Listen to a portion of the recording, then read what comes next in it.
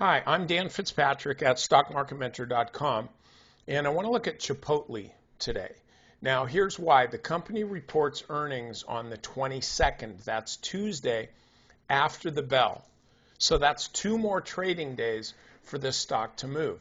And I think I know it's very risky to hold a stock over earnings unless you have a really solid profit in it.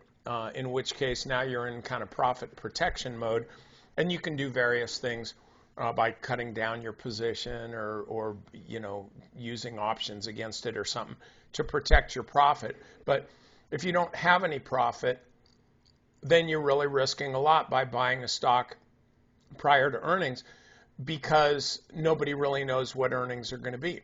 So this is not a stock that I would suggest holding over earnings.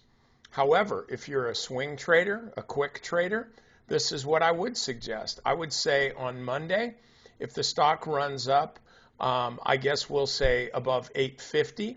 If the stock runs up above 850, look, everybody knows they report on Tuesday.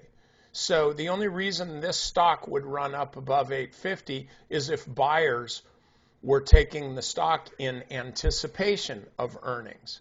In the same way as if the stock starts selling off, we know that people are selling the stock in anticipation of earnings. So keep in mind what you're trading, like let's say the stock does start moving higher and you buy the stock, you're not trading the earnings. You're not saying, oh, I'm going to hold this stock over earnings. Look how it's moving. No, you don't want to do that. You're trading the anticipation. You're trading the traders. You're saying, okay, if people are buying the stock, and I'm not saying that they will, I'm saying that if the stock's up above 850, they are, okay? They will be. So if the stock's up above 850 on Monday, you're taking this for a 2-day ride, and the idea is that prior to the end of the day on Tuesday, you're selling the stock for a really nice profit, and then you'd have your stop, give it about 4.5%. About 4% is all you'd need. Stop on the downside, and this could turn into be a nice 48-hour trade for you. So anyway, just wanted to share that with you.